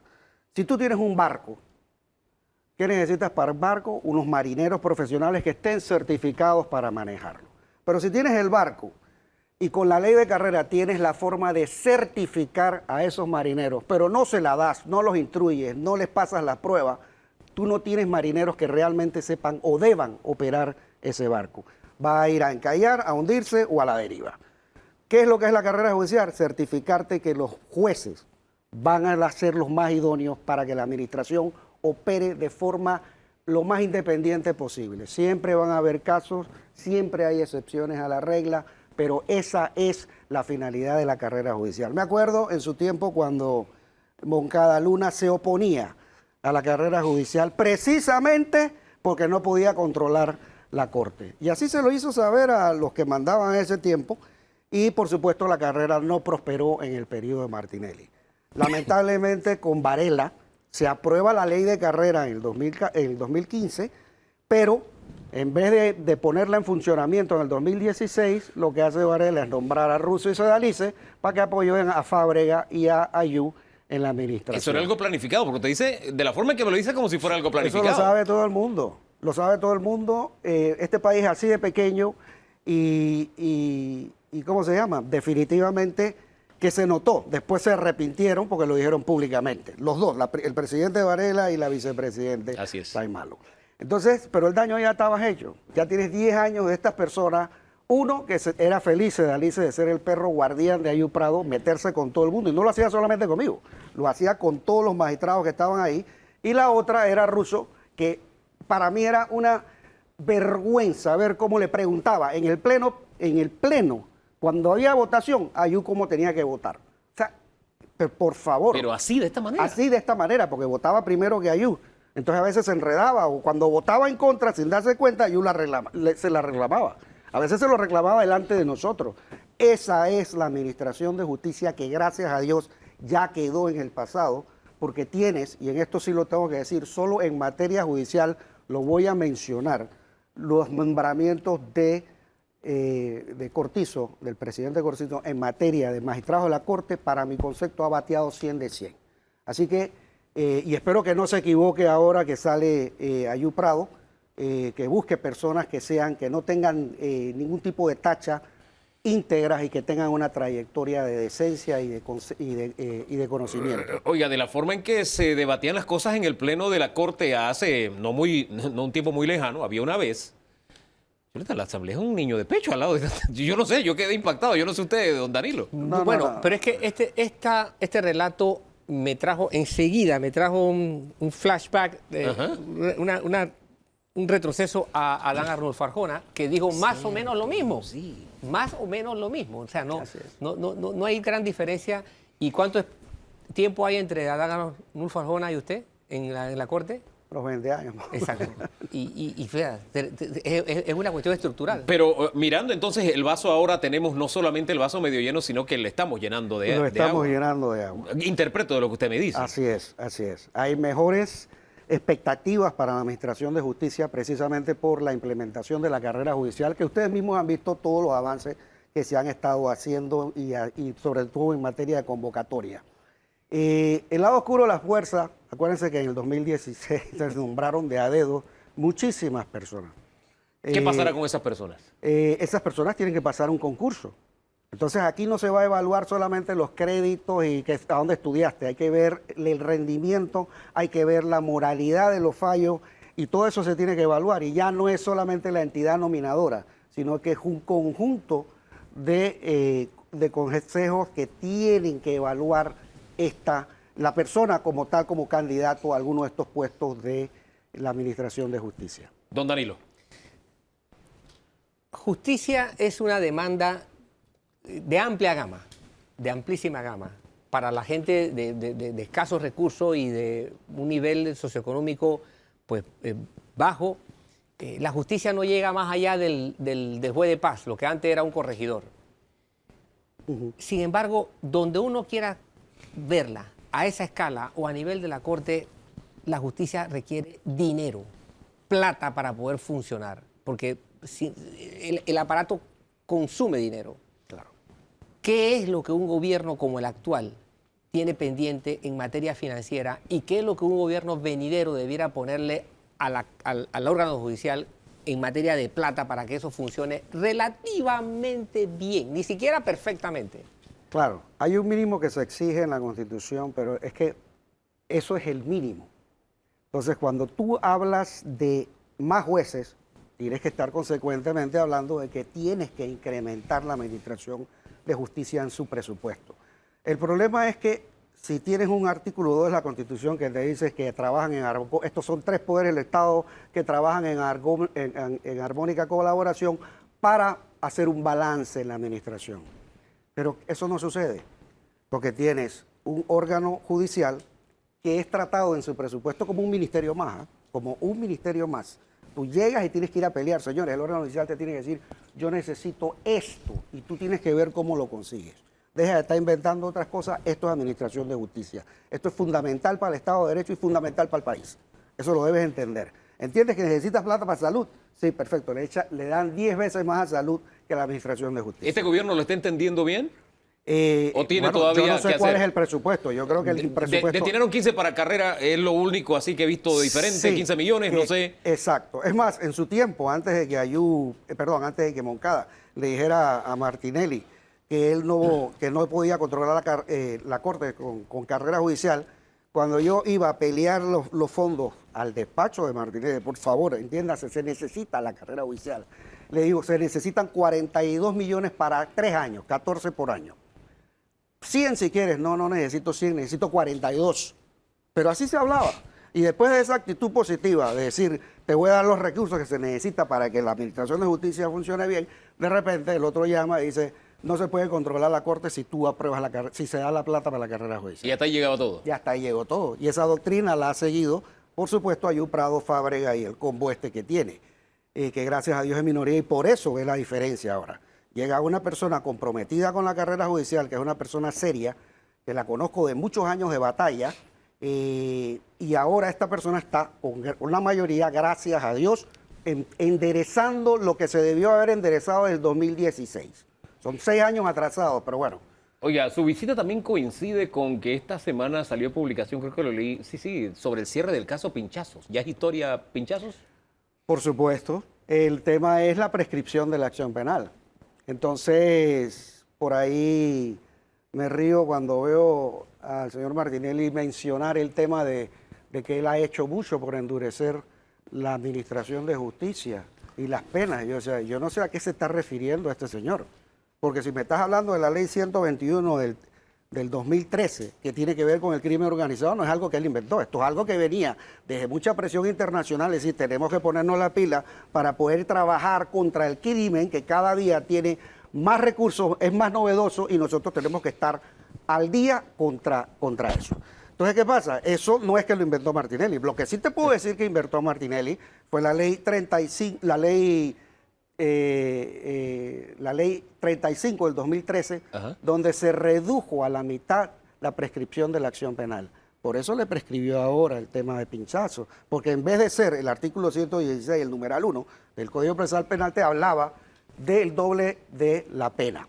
Pero aquí, como eran 4 años lo que se estaba buscando, tendríamos 8 años, digamos, no tendríamos, sino estamos hablando del país, el Estado, 8 años para investigarlo en el caso de los pinchazos. Pero en el 2013 él lo redujo a la mitad. ¿Aquí Entonces, también hubo cálculo? Por supuesto, eso fue algo que en el caso de pinchazos denominé como premeditación para cometer delito y salir impune. ¿Ok? No solamente eso, sabía que iba a ser diputado y entonces con la ley 55 del 2012 empezaron a pedir una serie de requisitos que no se le pedía a nadie, de tener la prueba idónea para tú enjuiciar a un diputado. Entonces, ¿cómo tú pretendes ponerle la cascabel al gato si tienes un órgano ejecutivo que controla presupuestariamente a la Corte y designa a los magistrados, y tienes por otro lado unos diputados que se juzgan con los magistrados de la Corte y ambos se archivan los expedientes? ¿Dónde está el balance de poder? Aquí no existe. Y por eso pasa lo que pasa y seguimos con este problema donde ya lo he mencionado. ¿Qué diputado pasa una prueba de contabilidad? A ver, ese enriquecimiento ilícito, porque de donde porque tendrías que probar cómo tú conseguiste con ese cargo público todos los millones que tienes durante su administración como diputado. Don Danilo. Efectivamente, el mecanismo de compensación política que hay entre los tres órganos del Estado es un mecanismo que está destartalado, ¿no? O sea, no hay cómo entender que algo mejore mientras este mecanismo esté funcionando. Así es. ¿Cómo reemplazarlo? Bueno, ¿O con qué reemplazarlo? ok, muy bien. Hay unos cambios que se pueden hacer a nivel constitucional, pero en realidad los cambios son simples que se pueden hacer en la misma ley. Así como redujiste a la mitad de la prescripción de la acción penal, la prescripción de la acción penal, se lo he dicho a muchísima gente, no tiene razón de ser. ¿Por qué a una persona que comete un delito tú le vas a dar un beneficio de decirle, ok, si no te investigo en X periodo de años ya te salvaste, pues? Por favor, eso no es administración de justicia. Entonces, hay mucha gente que dice, yo no tengo, eso no me parece correcto. ¿Qué es lo que no te parece correcto? Que tú persigas a alguien que cometió un delito. Y si el delito lo vienes a descubrir 10 o 15 años después de que ya prescribió, ¿qué pasa? No, señor, eso no es así. Ese artículo 116, el numeral 1, pónganlo. ¿Para qué? ¿No quieres seguir manteniendo la prescripción? Ok, ponlo en el triple. Ya no el doble como estaba en la ley anterior. No la mitad, como lo redujo Martinelli. Pónselo en el triple. ¿Usted ve el ambiente en este momento para que un cambio así ocurra? Por supuesto, es que tienen que hacerlo. Hay muchas cosas, detallitos pequeños que hacen toda la diferencia del mundo. La famosa oralidad está sobrevalorada. Tienes a los juzgados penales, a los jueces de garantía y a otros jueces saturados. Saturados están. ¿Por qué? Porque para todo la parte pide sencillamente, yo quiero esta tontería, por decírtelo así, porque son muchas veces casos de dilatación de procesos. Entonces hay que programarles una audiencia. Señores, hay muchos temas que se pueden reducir, que no necesariamente tienes la necesidad de ir a una audiencia. Entonces, hay detallitos en la ley que se pueden cambiar y eso es importante. Oye, hace un rato estuvo aquí la doctora Turner, conversamos sobre una pieza del rompecabezas de su salida y salió a colación el tema de los hermanos Martinelli, que, oye, otra casualidad, a propósito, en mayo, dentro de unos días, debe dictarse sentencia en los Estados Unidos. ¿Cómo ve usted este proceso? Tengo entendido que es el 20 de mayo, 20 de mayo. Y que lo querían adelantar, Sí. porque veo las noticias que mandan, y que lo querían adelantar por efecto de que ya estaban listos. Pero la Fiscalía solicitó que no, que se respetara la fecha inicial por el tema de la indemnización, que aparentemente está pidiendo el gobierno panameño. Está bien, un poco tarde, pero lo están haciendo. Así que están a tiempo, pero de lo que estamos hablando no es que si van a salir inocentes o no, ya son culpables, están confesos. Lo único que te van a es dictar la sentencia, punto.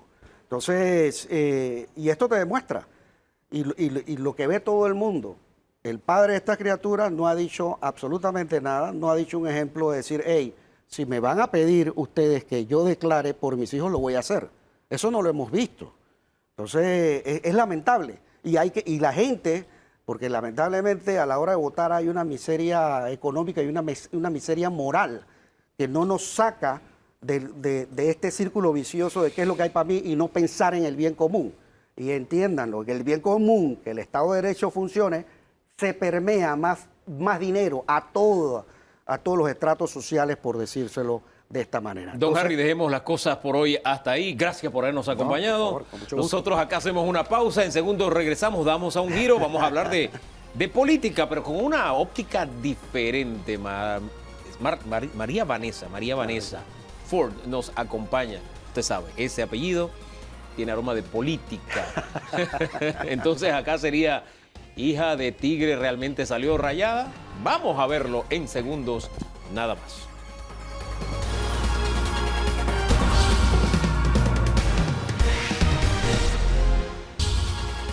María Vanessa Ford es política. Yo no sé si decir que es nueva política, tiene rato, no sé.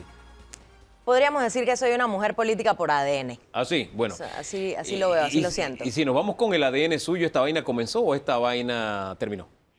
Bueno, esta vaina apenas comienza. Así lo veo yo, Hugo, con muchas ganas de aportar. Una mujer que en este momento está tratando de ver cómo se hacen puentes entre las necesidades reales de la ciudadanía y las soluciones. La gente está cansada de la política tradicional, eso lo sabemos todos, de escuchar esas promesas de sueños, humo, que siempre suele suceder con la política tradicional. Y tengo ese despertar de poder incursionar en la política para dejar de un lado el tema del político tradicional y realmente empezar a trabajar con miras a una política diferente, una política integradora. ¿Usted tiene algo contra el político tradicional? Porque su papá era un político tradicional. Mi papá puede haber sido un político realmente, no lo denominaría tradicional, lo denominaría diferente, transparente, con una política correcta y concreta, bien aterrizada. La diferencia en este momento, y vivimos dos escenarios distintos, obviamente a la época de él, es que actualmente el político tradicional se convierte en ese político que te toca la puerta, te hace una promesa, te pide un voto y automáticamente el elector muere al momento de depositar el voto en la urna. ¿Qué necesitamos y que sea diferente?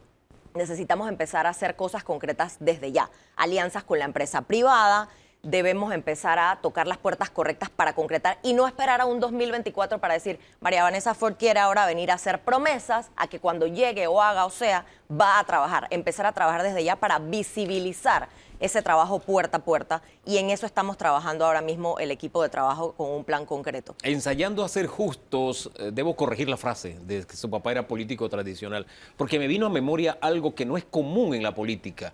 A Pérez Valladares, Ernesto Pérez Valladares, se le acusa y se le señala como el gran privatizador y él decía, eso no lo firmé yo.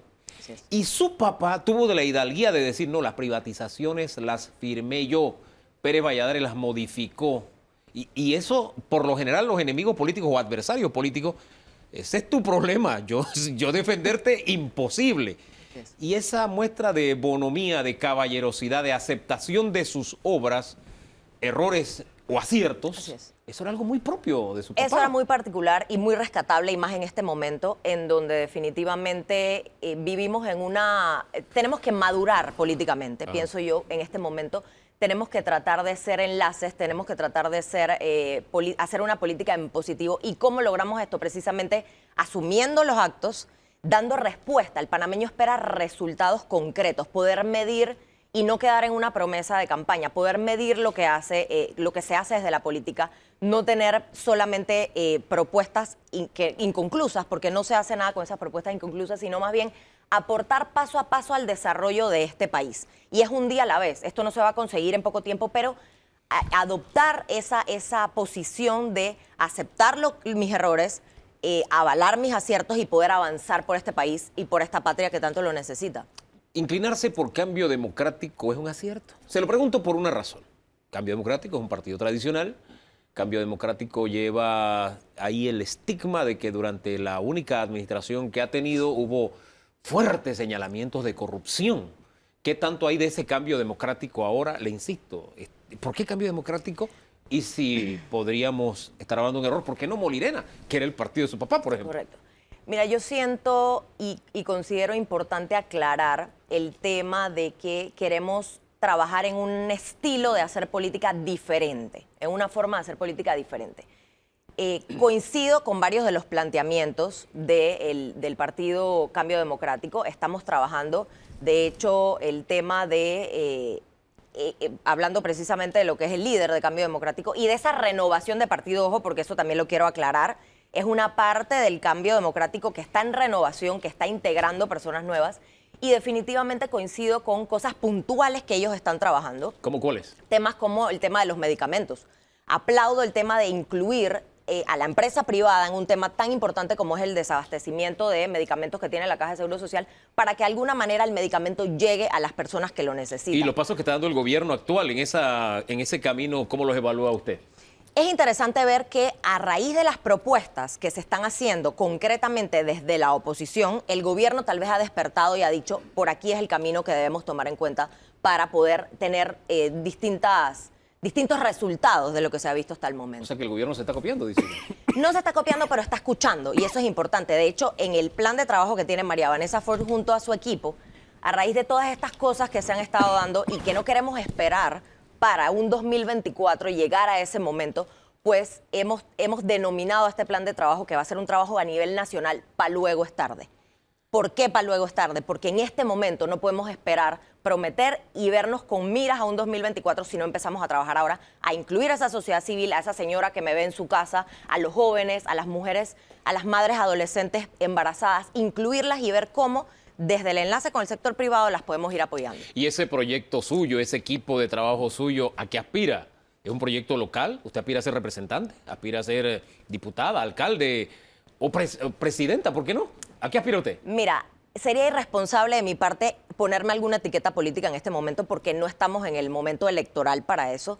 Definitivamente aspiro a poder trabajar en el desarrollo de mi patria, de mi país, echar para adelante la rueda, reactivar la economía, tantas cosas que se necesitan, pero no una politiquería de venir a decir, pero ¿desde María dónde lo haría Vanessa mejor? quiere hacer. Ese es su propósito, ¿desde dónde lo haría? Desde la trinchera que esa hoja de ruta nos indique, desde ahí lo vamos a hacer, ya sea desde una curul en la asamblea, desde la alcaldía, formando parte de la terna del hombre que lidere este país y que sea el próximo presidente de este país. No lo sabemos todavía y, como te digo, sería irresponsable decirlo porque no es el momento para hacerlo. Pero usted aspiraría entonces a formar parte de la fórmula presidencial del señor Rómulo Rux o de la oposición. Yo aspiro a poder, como te digo, servirle a mi país.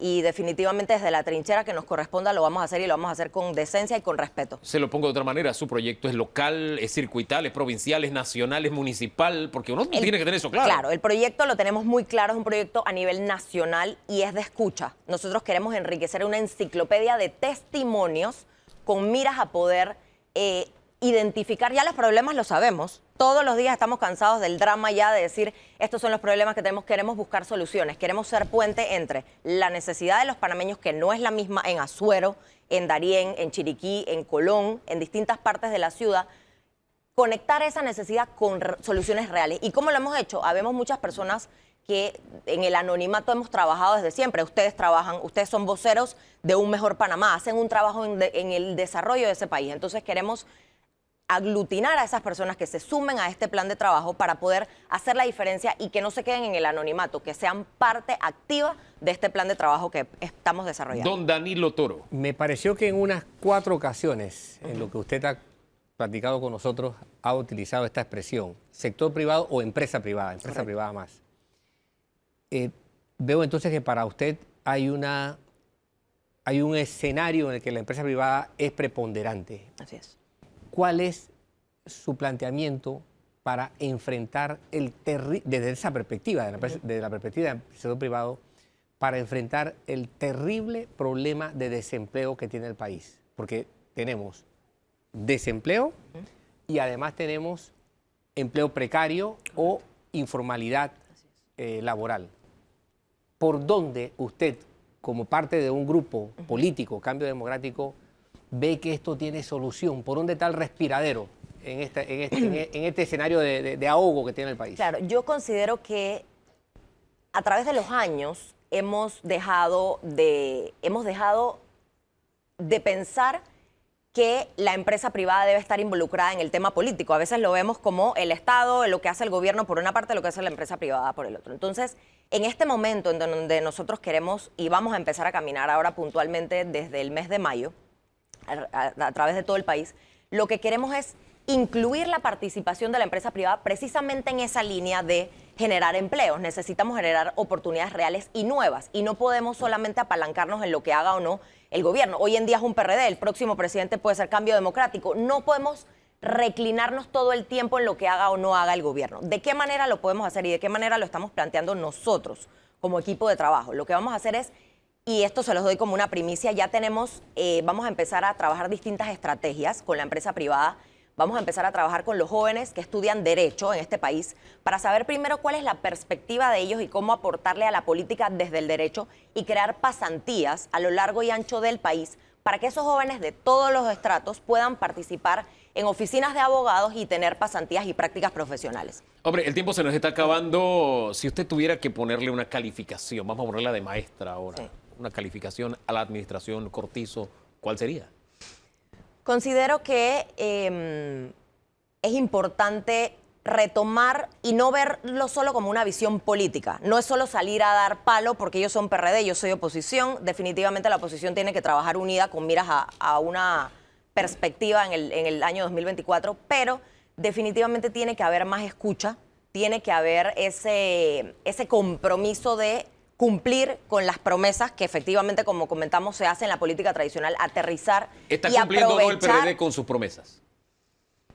El PRD, y no lo diría como PRD, tenemos que pensar, y tenemos ya que dejar de pensar en el tema PRD, oposición, tenemos que pensar como país, encaminados a eso, escuchar y aterrizar efectivamente en aciertos y desaciertos, como bien lo comentábamos, y no solamente enfocarnos en la parte negativa. Tenemos que trabajar, porque para luego es tarde, como se los dije al principio, y avalar lo positivo y ser críticos constructivos de lo negativo que se ha dado en este momento con el gobierno actual. En esa línea, el funcionario modelo del actual gobierno, ¿cuál sería? Este es el funcionario que todos debemos imitar. Ese es un buen funcionario. ¿Cuál sería? No quisiera etiquetar a nadie en particular. No quisiera etiquetar a nadie en particular. Entonces no me va a decir tampoco me va a decir cuál es el funcionario que uno no debe caminar así. Mira, no quisiera etiquetar y te explico por qué. A ver. Porque pienso que cada uno desde su trinchera debe ver lo mejor y le toca a la ciudadanía, como es el caso, por ejemplo, de lo que tenemos ahora mismo con el tema del alcalde, que debe estar pasando algunas noches de insomnio por lo que está pasando, y ser críticos constructivos y evaluar desde la perspectiva, ¿está haciendo o no está haciendo su trabajo correctamente? Y desde ese punto de vista, entonces, poder presentar propuestas. No podemos salir a criticar sin ser constructivos. Don Danilo, para cerrar. ¿Merece el alcalde desaparecer del escenario? No diría desaparecer, pero sí reevaluar el por qué no está presentando resultados para los que O fue sea, que electo. usted le daría una oportunidad. Yo tengo 120 días estamos analizando esto y créanme que en el evento en el que yo considere que no está haciendo su trabajo como lo está viendo la perspectiva de la ciudadanía, mi firma va a estar ahí. O sea que usted no ha firmado todavía la revocatoria. Todavía no, pero estamos analizando el tema. Gracias por Gracias estar a hoy ustedes aquí en por la Debate oportunidad. Abierto. El ADN, ¿qué tal? Está allí, Está allí, está allí. pero la gente como Guillermo Ford y su descendencia genética se demuestra en el campo de batalla. Así Ah, es. sí. Así es. Y esto Así apenas es. comenzó. Y esto Así apenas es. está O como comenzando. dijo usted, ¿cómo es? Así es. Esta vaina comenzó. Así fue, ¿no? Esta vaina Y apenas apenas comienza, está pero para comenzando. luego es tarde. Vamos a hacer nuestro trabajo, que eso es lo que nos interesa ahora. Gracias por haber estado aquí en Gracias a Debate ustedes. Abierto. Cerramos con esta conversa esta mañana, esta tarde a las 3. Usted puede ver el programa completo en la pantalla Eco. También está disponible en las diferentes redes sociales y como me recuerda Fabio siempre, está en Metcom Go para que usted lo pueda ver. A veces me llaman y dicen, quiero este pedacito del programa, búsquelo allí y sáquelo de allí. Así de sencillo. En fin, don Danilo, gracias. Hasta la próxima semana. La próxima semana juntos, nuevamente, primero Dios. De aquí entonces, seguimos haciendo el esfuerzo y nos regalamos el mejor domingo de nuestras vidas. ¿Le parece? Bendiciones.